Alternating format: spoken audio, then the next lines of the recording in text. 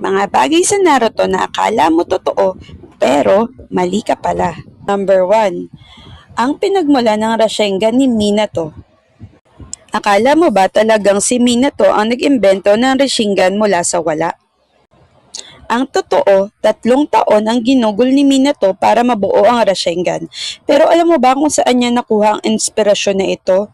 Hindi ito basta-basta lumitaw sa isip niya, kundi sa paraan ng pagbomba ng enerhiya o tail beast bomb ng Binju.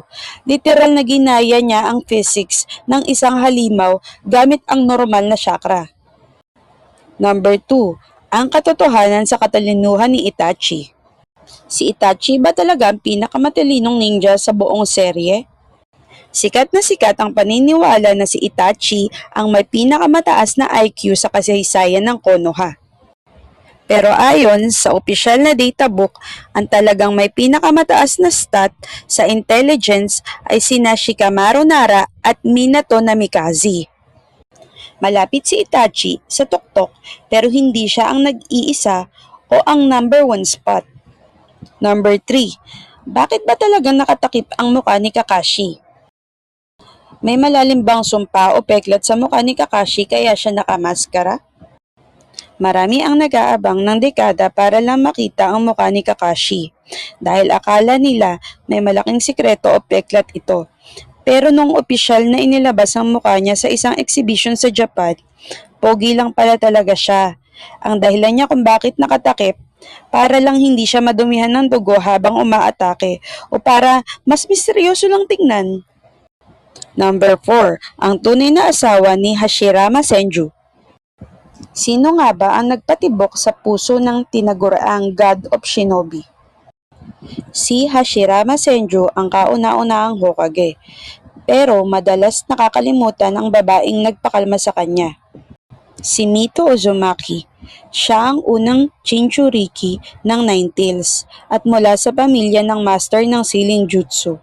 Kung wala si Mito, baka mas madaling nasira ang Konoha mula sa loob dahil sa galit ng Kurama. Number 5. Ang madilim na pinagmulan ng Anbu Black Ops. Bakit tinawag na Anbu ang sikretong puwersa ng Konoha? Ang Anbu ay hindi lang basta-basta pangalan.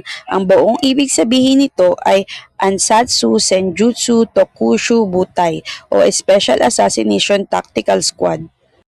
Ang nakakagulat, ang disenyo ng kanilang maskara ay hango sa tradisyonal na Japanese no theater mask na sumisimbolo ng pagtatago sa totoong emosyon at pagiging tuta ng sistema. Number 6. Ang nakatagong mensahe sa mga pangalan ng Akatsuki. May mga sikretong kahulugan ang mga bawat pangalan ng miyembro ng Akatsuki. Hindi lang astig pakinggan ang mga pangalan ng Akatsuki. Ang salitang Akatsuki ay nangangahulugang ang araw ng pagdating o dawn. Pero ang mas malupit ay ang mga singsing na suot nila ay may kinalaman sa mga sinaunang Chinese mythological god at sa posisyon nila sa kamay. Si Itachi halimbawa ay Zusaku or Vermilion Bird ng Timog. Number 7. Ang lihim sa likod ng Ichiraku Ramen.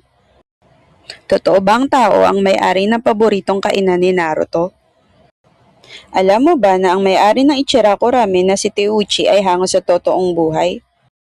Siya ay base sa totoong may-ari ng ramen shop na malapit sa universidad na pinanggalingan ni Musashi Kishimoto. Sinuportahan siya ng may-ari noong nag-aaral pa lang siya, kaya bilang pasasalamat, ginawa niya itong immortal na serye. Number 8. Ang pambihirang kasaysayan ng Rinnegan ni Madara. Paano ba talaga nakuha ni Madara ang Rinnegan? Akala ng iba bigla na lang sumulpot ang Rinnegan kay Madara nang tumanda na siya. Pero ang totoo, inabot siya ng dekada ng pag-e-eksperimento ng kanyang sarili at ng kanyang katawan. Tinahi niya ang laman ni Hashimara sa kanyang sugat para pagsamahin ng DNA ng Senju at Uchiha, bago pa man matapos ang buhay niya. Number 9. Ang tragikong kwento ng digmaan sa Third Great Ninja War. Bakit tinawag ang ikatlong digmaan bilang pinakamadugo? Sa lahat ng digmaan sa Naruto, ang Third Great Ninja War ang pumatay sa pinakabatang ninja. Dito lumitaw ang mga alyansa kung saan ang mga bata na kasing edad ni Kakashi, Obito at Rin ay pinili ng lumaban sa gera.